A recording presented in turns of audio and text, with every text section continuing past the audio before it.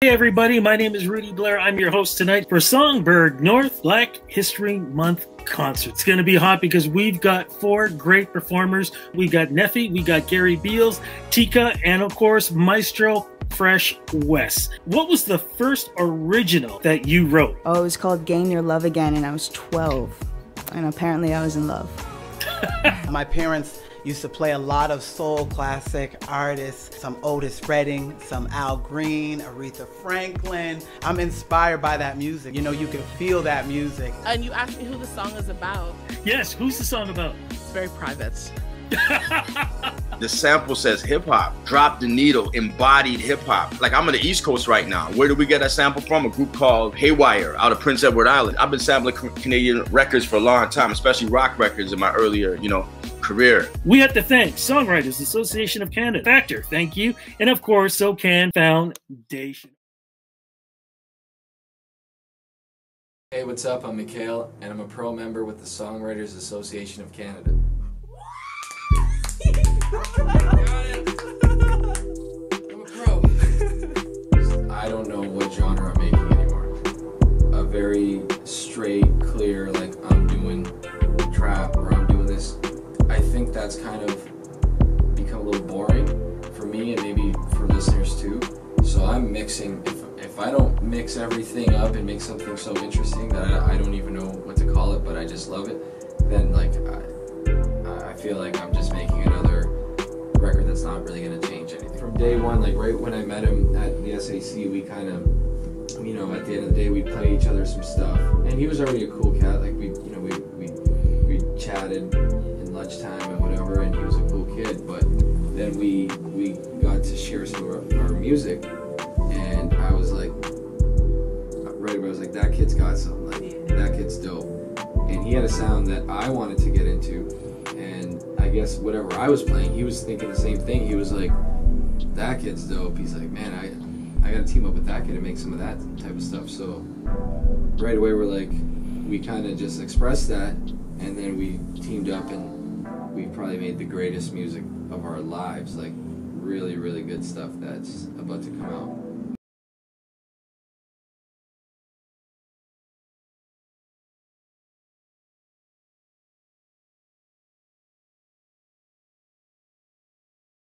I think I'm past my best before.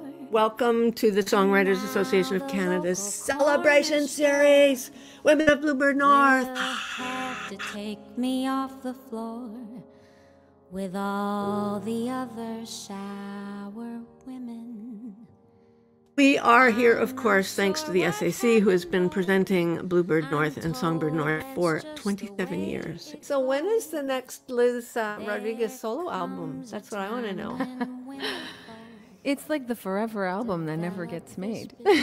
Helen Austin is coming up, and Helen's the only woman that I knew in this group before we started. Hello, I've been chuckling away and enjoying everything.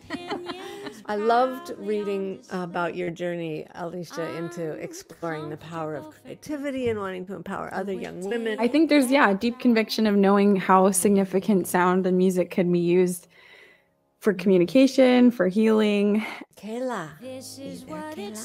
I am, and I'm clapping for you. That was awesome. Thank you.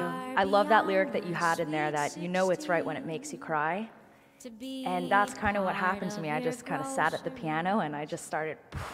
And there was a person in there saying that he was looking for female rappers between the ages of 17 and 25. Very specific. I was very curious, and I piped in and I said, well, what happens to women after 25, sir? Good for you. To listen. Seems to me we're far from sour. Every day we're more empowered. Look at all the beauty our wisdom can create. 'Cause women aren't meant to be consumed before a date. So here's to all my sour women, to many, many years of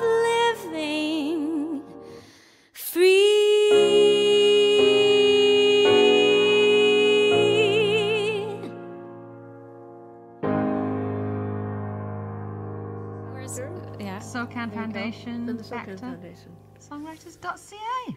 Mm-hmm.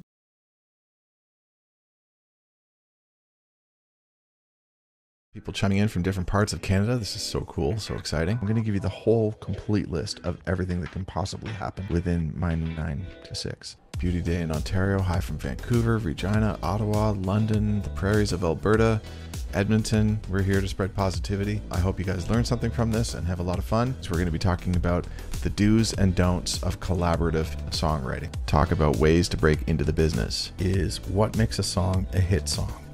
So that's an in-depth look at the elements that go into creating a memorable and hopefully hit song. I hope you join me for that because it's a good one. We're going to really dive into a lot of great tips and tricks for hit songwriting.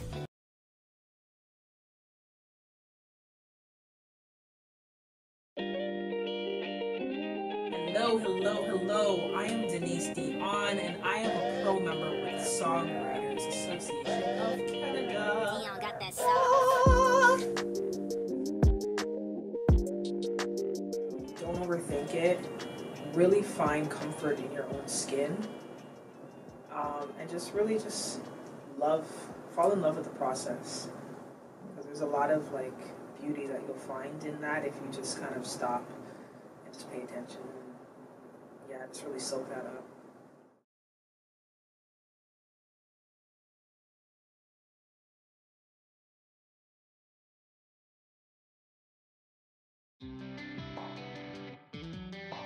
Hi, I'm Kyle Marchant. I am the guitarist and producer of the band Nightwell, and I'm here with the Songwriters Association of Canada.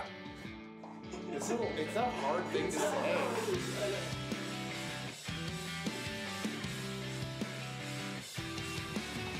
Starting off my musical journey, growing up listening to Blink-182, Metallica, Led Zeppelin, that kind of got me into playing guitar and starting to jam with people and being collaborative.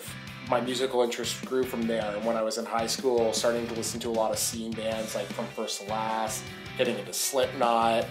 Like if you listen to the radio, it's a completely different formula than some of these metal records, which is what I was into for a long time. Was a lot of death metal and thrash and metalcore, and just these huge walls of sound and guitar tone and insanely powerful vocals that definitely drew me into the alternative scene. And growing and listening to more records and expanding my taste in music, especially with working with Nightwell, making walls of harmonies and making all these melodic layers and guitar layers that you might not notice on the first pass through the record, but you pick up on these little things. I feel like it stems from listening to these heavy records.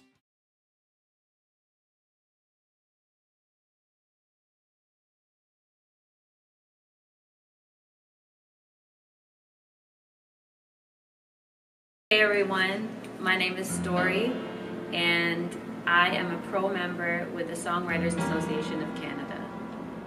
I grew up singing the ballads of the 90s, the diva women like Celine Dion and Whitney Houston and Mariah Carey.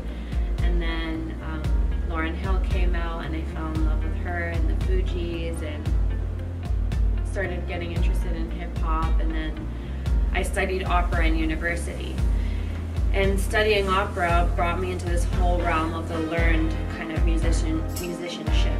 And it was something I had been fighting for many years, but now I love having that in my back pocket because now when I'm creating melodies, I'm not limited to a certain range or a certain way of using my voice. Now I can use the full spectrum